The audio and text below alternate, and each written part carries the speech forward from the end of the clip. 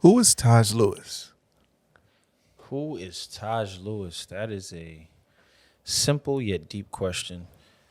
Tajh Lewis is a aspiring screenwriter, content creator, and entertainer who wants to make stories that relate to people of color in communities all over the world, but specifically in disenfranchised communities in America.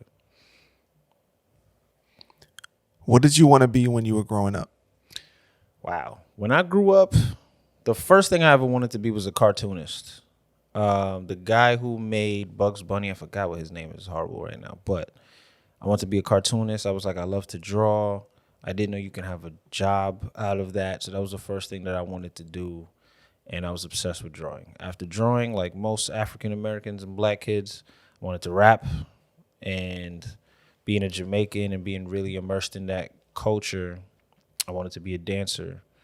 And then I was like, I could be all of these things. Like, yeah, I'll be whatever I want to be. And then by high school, I was like, nah, I'm an artist. Whatever it is, I'm an artist. That's my medium. I like to create things with my mind and, be as creative as possible. So that was but the first thing was cartooning, and it eventually evolved this way into just being an all-around artist until I reached college and realized that I want to be a filmmaker. I want to make films. Communication, media production is what I really want to do. What stopped with cartooning? Why did you stop doing that? I lost my passion for drawing specifically. I realized that it's not that I'm not good at things. If I don't care about it, then I don't put enough effort to be good or excellent at something. And the last thing that I ever want to do is waste my time doing something I'm not passionate about. So freshman year of college, I'm in this class with all these young Picasso, Michelangelo, like amazing artists. On top of being colorblind, I didn't like to paint, and we had to paint every single freaking class. And I was just like, these kids are mad good, and I'm still getting out of my cartoony state, and I hate drawing like real people and real things. And my teacher was real with me, and he was like, look, you're good, but this isn't going to go past Adult Swim or Nickelodeon. And in order to get Adult Swim or Nickelodeon, you have to learn these things first and then, evolve your own art form. And I was like, that's really cool. I want to do that, but at the same time, I don't know. By some chance, I was popular during that time on campus, and by some chance saw one of my YouTube comedy videos. And he was like, you're funny. Do this. And at first I was like, are you telling me to quit? And he was just like, yeah, I'm telling you that where I see you going, you're an artist at heart, but this isn't your medium. And that's always like just stuck with me, that he was real with me. He didn't let me waste my time there. So I left, went to the registrar office or whatever it's called, and then changed my major to media production my sophomore year, the top of my sophomore year. So shouts out to that teacher. Horrible, I don't remember your name, but you definitely motivated me to go in a career choice that fits me the best. So I appreciate you. So the next question was, you started as a YouTuber 14 years ago. Mm-hmm. I guess that's what made you start doing the YouTube videos, or was it what made you make that first YouTube video? YouTube, January 2009. I was a senior in high school. I was already obsessed with YouTube. The concept itself just seemed like something revolutionary. The fact that all you needed was a webcam or a camera of any type, and you can just broadcast yourself. That was back when it was their slogan, broadcast yourself. I love being the center of attention, if I'm being honest with myself. And during that time, I was like super just into look at me, look at me, look at me. So, and I thought I was hilarious. So I was like, let me prove it by putting myself on the internet. My first video was so problematic and horrible that I had to take it down, but it got like 180 views, which was a lot during that time. In 2009, if you got like 180 views in less than a few days, that was like a lot. So like my entire school watched it. My principal told me like, if you weren't cursing, I would put this out. But, I can't make those type of jokes anymore.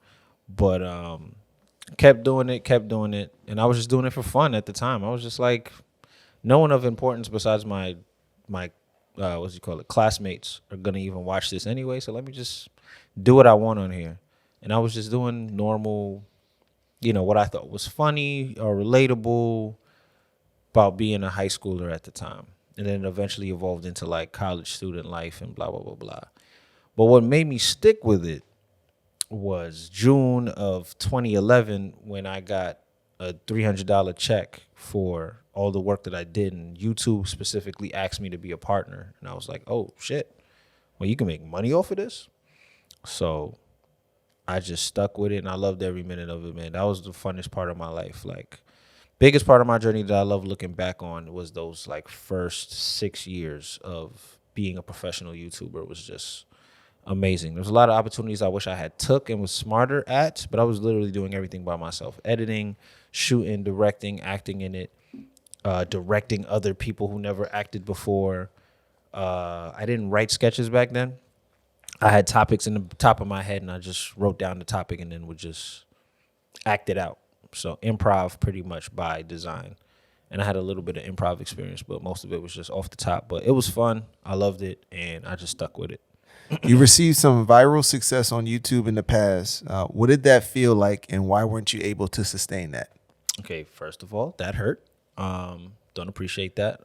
But nah. Going viral is the best feeling in the world. It feels like you're being validated by the entire globe. Like, there's nothing like it, to be honest. And the first time I went viral was World Star.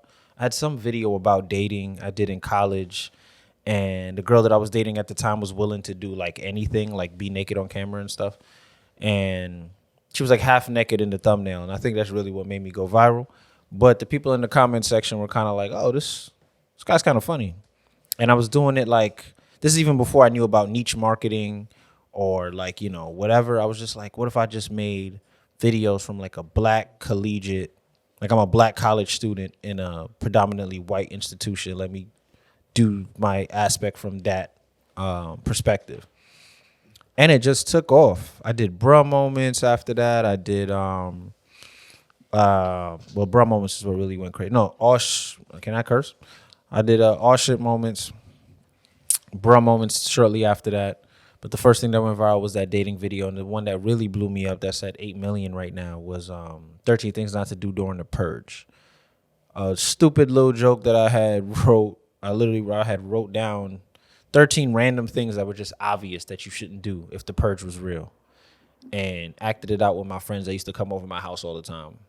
That got on World Star. That got on Spoken Reasons had a website back then that was pretty popular. That was on there.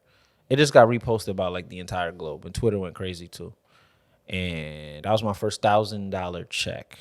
It's actually for $3,000, and I was like, yeah, I'm gonna do this for the rest of my life. That was amazing. Why couldn't I sustain it? On top of that was fully my job. I wasn't working anywhere else. I was at my parents' house, and I was just making videos for a living that whole time.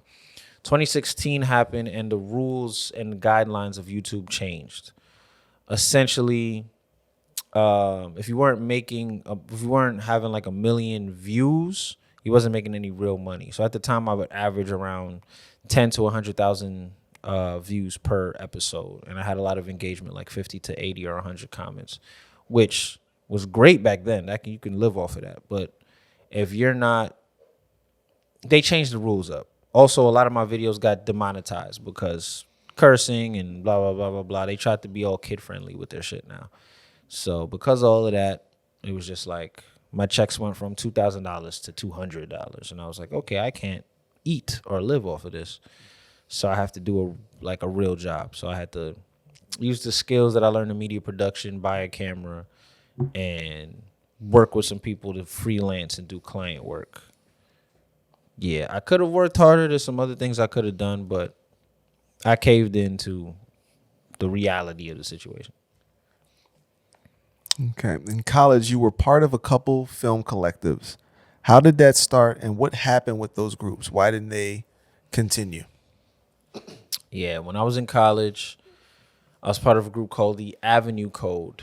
We we all obviously dormed together or we were around each other, but we went to similar classes. One of the heads of it, me and him got like super close. He was more business minded. He didn't know necessarily what he wanted to focus on. And I was a creative who I did the work.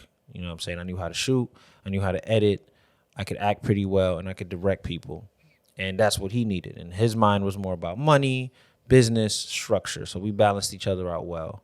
We had a group of about 12 or 15 people and it worked. What got me into it was we were going to create our own network. It was going to be like, yo, let's start out small scale, do news and pop culture around Buffalo State and what's going on in the college. And then also create an air of like, here's our perspective as students, because we weren't seeing that anywhere else. And it was a great idea, and it worked out. It was a lot of work on my end. I had a lot of editing to do. It was a lot. But why didn't it work out? Was this follow-up question?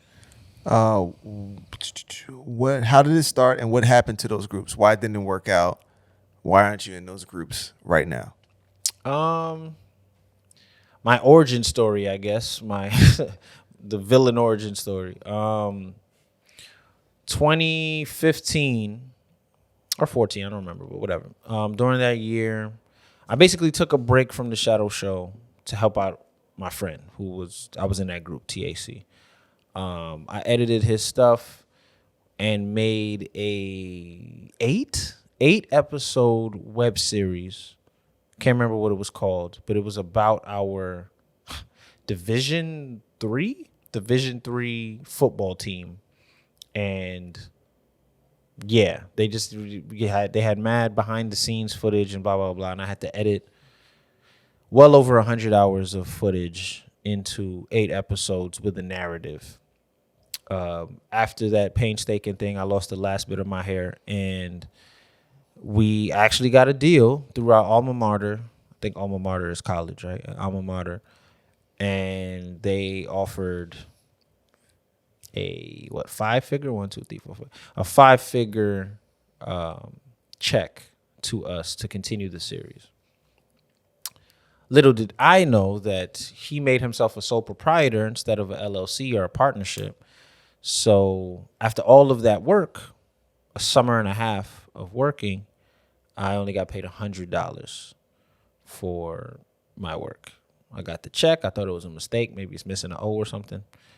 And yeah, it ended pretty badly on there. I was pretty much betrayed by a close friend. And it also gave me my first lesson in business.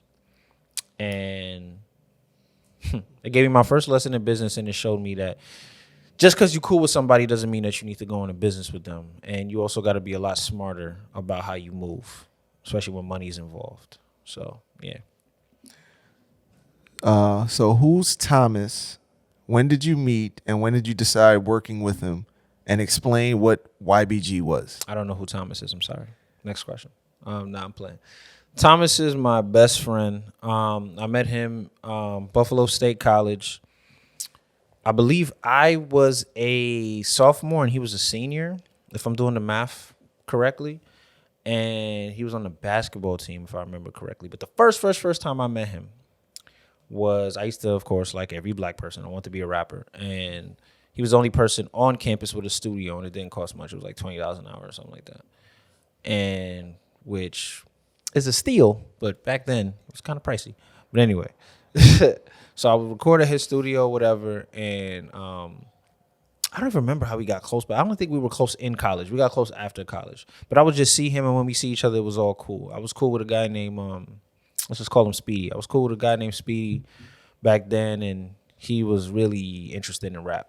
So it wasn't that good, but I wrote a lot of his stuff, and we kind of just did whatever, and we was in the studio all the time. And I liked his technical mind, and I liked like his sense of humor, and we clicked there. But when we really got close was I graduated 2013, and he seen the potential in my show, aka he wanted to take advantage of my fame at the time by shooting my videos in high quality, because it's very hard. Like cameras now, you can flip the viewfinder and see yourself, but back then you kind of had to just guess it. I tend to move around a lot, which is why I'm staying right now. Like even in my head right now, YouTube has taught me that you got to stay in one place because of depth of field and focus length and blah, blah, blah, blah. But back then I didn't know that shit. So I'd be like, hey guys, and just be moving around and shit. And I'm going in and out of focus. And he was like, yeah, your focus sucks. You're funny, but your quality is trash. And I was like, okay, that hurts a lot. But people are watching, so let me just shoot your stuff. Also, you should write them down. So when I started actually writing out my sketches was because of Thomas. My quality got better. It took so much time to get stuff done, but then I realized the effort of production actually matters. Like back then I was a running gun. Just give me a tripod, shoot it, make sure my audio. I used to do the camera attached to the DSLR back then. Like I didn't care. Just let's get it done. And he was more like, calm the F down and let's make this look good. And since then, we've just been rocking together, man. Thomas constantly encourages me, and he makes me a better writer, a better friend, a better partner. Just every aspect of life. He's one of those friends that just like helps you reach your fullest potential.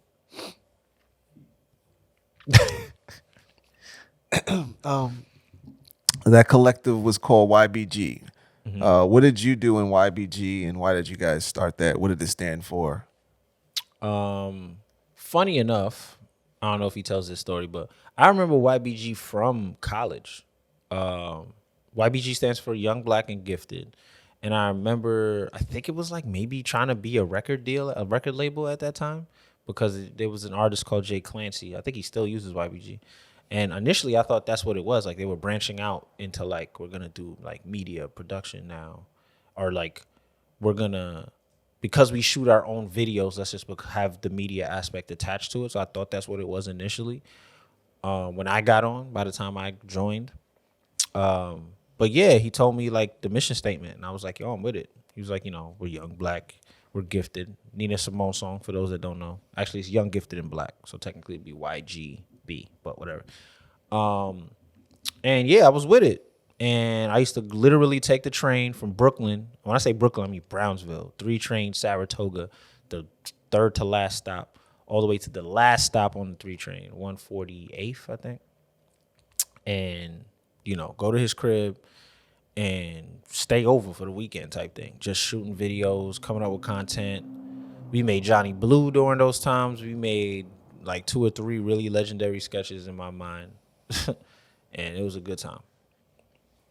What allowed you to be open to joining and trusting another group after multiple failed college experiences in the group? And when I say multiple, I mean multiple. Wow, multiple. Okay, cool. Various. Okay, would have been better, but multiple is fine. What made me trust after the TAC situation? I joined a couple of stuff around that time, right? I co-founded another thing called Power Plus. I was part of a entertainment thing called House of Poetry. I like people, man. I think it's a strength and a weakness. I meet people, we get really close really fast, and I didn't know where to put my trust. But the only thing that was consistent with Thomas was he was honest and he was trustworthy. I put my trust in him. And he was just an honest person. Honest, sometimes like blunt honest. Like, okay, Thomas, you can relax. You don't got to say it like that. Like, yeah, this is trash. This sucks. This is not funny. I'm like, okay, cool. Thank you. So, but you could always trust him to be a trustworthy person and tell you the truth. And I've always been an advocate of that, and I've always admired that about him. So, like, it was never even a thing to feel like I needed to trust him or not. Granted, I did wear my heart on my sleeve a little bit, and I was a little bit like weary in the beginning, including like my girlfriend was kind of like, are you sure that Thomas is here for you? We don't want another situation and da da da da. But when she met him, she was, he won her over as well. And I trust my girl's judgment. So on top of my girl's judgment plus my own, like, yo, he never done anything to me. And there's a lot of things he could have done to mess me up, if I'm being honest. A lot. If he wanted to be an asshole about it, he could definitely have fucked me over a long time ago. But he never has, and I'm sure he never will. So, well, we'll see. But nah. Is that a challenge? But nah, man. Thomas is my bro. It's my brother, for real. So The company changed from YBG to RDD. Why? YBG was a tired, old, garbage name. No, I'm playing. YBG. I mean, I think there's two reasons. We didn't want to pigeonhole ourselves when it came to clientele work, which is what we were into in the beginning. When you hear Young, Black, and Gifted, it's pretty in your face that we're a bunch of black people with cameras. So that kind of limited the clientele pool to just the urban market. So that was one. And two, I think the name was kind of associated with things we wanted to move away from.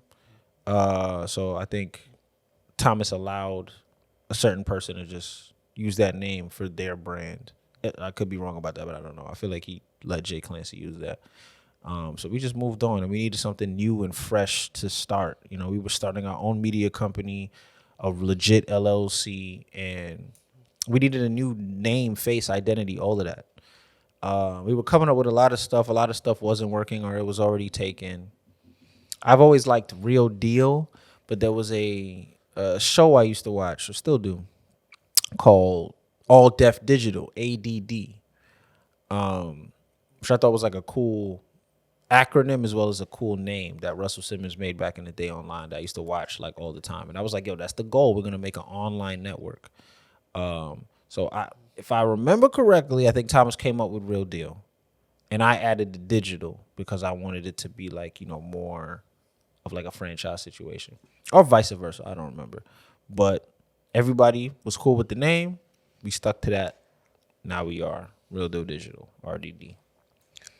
You're currently in a relationship and you have both been together for some time. Snitch. Shout out. What are some of the obstacles and how do you balance a long-term relationship and fully investing in your dream? Wow. Is it even possible? It got deep. All right, I'm gonna be open. What's the actual question? What are the obstacles and how do you balance a long-term relationship and following your dreams? Okay. What are the obstacles of being in a relationship when you're following your dreams? I think a better question is what's not an obstacle, to be honest, because if I'm putting myself in her shoes, she has to compete with my dream every single day. My dream is always going to be the priority. So I can only imagine what it's like to be in her shoes, being in a relationship with somebody who's an artist. And is fully aspiring, going for their dreams. The first time we met, our first date, not the first time we met. First time we were on a date, I told her, like, this is what I'm trying to do and nothing is going to stop me. My parents couldn't stop me from doing this. And their opinion meant everything to me at the time. But I was just like, you're not going to stop me from my dreams and aspirations. So, yeah, I mean, everything, man. The distance, the time. She obviously doesn't get all of my quality time. We have to schedule times with each other. Sometimes during the day, she only sees me at night when I'm coming home from work. She knows that, okay, the job is from this time to this time, these 8 hours. But on the weekends, I'm going to commit those hours to doing RDD stuff, the other things that I'm into, shadow show stuff, my personal content creation, whatever it is. Screenwriting, all of that. I'm going to dedicate that time to reaching my dream.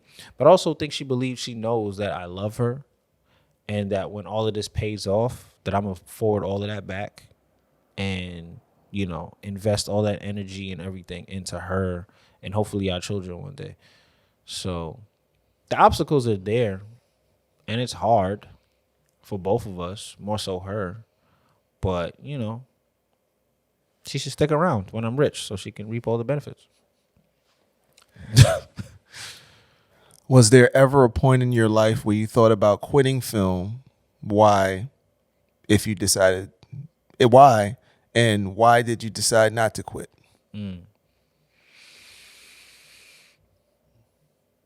No, I've never thought about quitting this journey. I think because I put so much into it. Like I started this fully being like, I'm going to be successful. I will die trying. because no, it started from I would say a bad place, because initially I just wanted to prove my parents wrong and prove that like my talent and my efforts were worth something. But now it's at a point where it's just like, no, one, I want to really add value to the audiences that we're reaching out there. I do want to make a cultural impact. And in order to make a cultural impact, you have to do big things. And I don't want to think small. I want to dream big. So no, I've never been at a point where I wanted to quit. Were they obstacles? Were they aversions? Were there times where I was like, maybe I should do this thing that might take me off a course so I can make enough money to come back to it? Of course. But never was like, yeah, I'm done with this. It's trash. Nah, it never came to my head. How was screenwriting and your creative development during the pandemic? Was it a positive time for you or a negative time for you? Both. The pandemic was hard for everybody, but for me specifically, my dad was the first to catch COVID in Rockland County, like the entire county. My dad was the first to catch COVID, and it was scary because everything we were hearing online was just like, yo, if you catch this, it's the end of the road. So that was really terrifying. And I think emotionally that kind of messed me up. And my dad kind of instilled this compartmentalization where it's just like, work your way through it. Don't feel your emotions, because I'm a compassionate person. I feel a lot. But if it makes me unproductive, there's no reason to use these emotions. So just put them to the side. And my girl is a social worker, so that was like hard to do because she's always asking me these deep ass questions. And then you start facing the way you actually feel. But screenwriting, okay. There was a lot going on during that summer because, Black Lives Matter, George Floyd, countless people.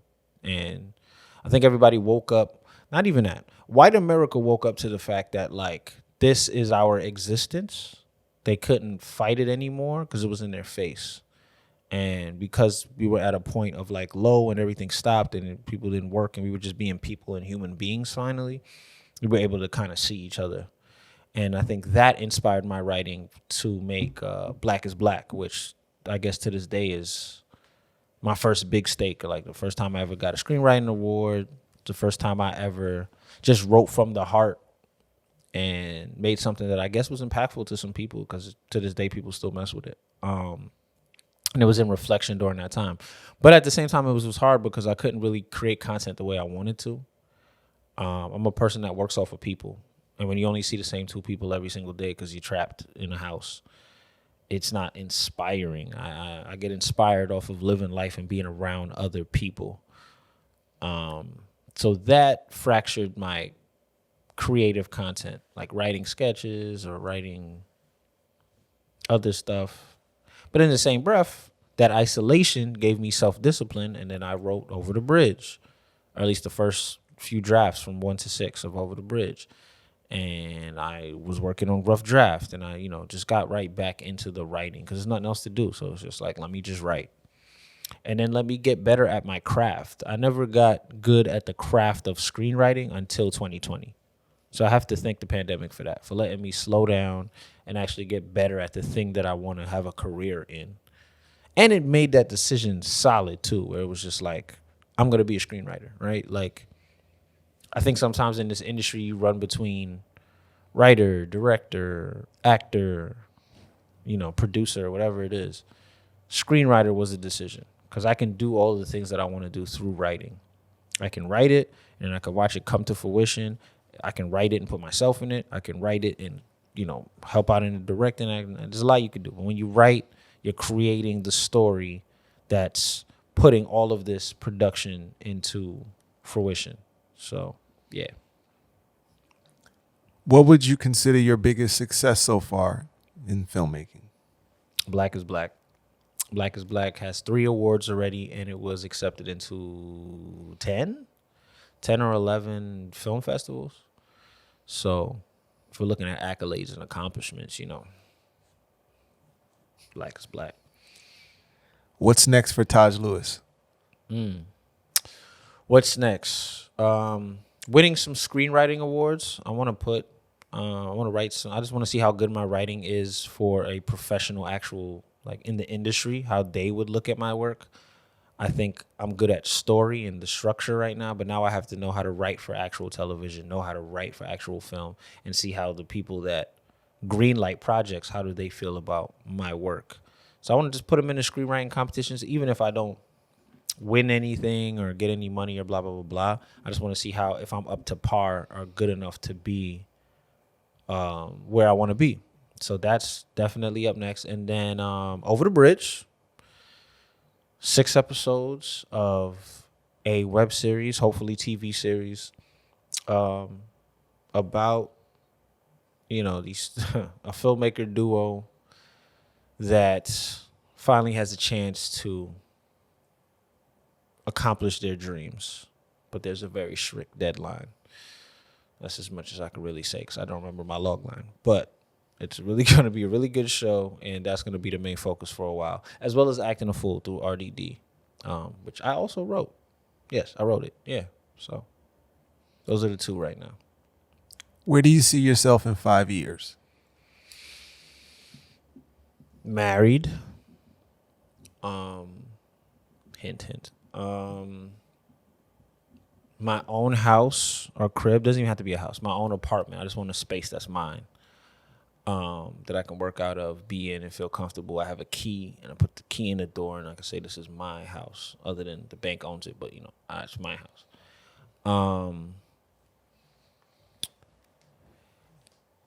4 sources of income, ideally, and 2 of them being in the industry that I want to do. So whether it's writing in a writer's room, whether it's being some sort of an influencer, like, sponsors paying me to promote their whatever, or to make content.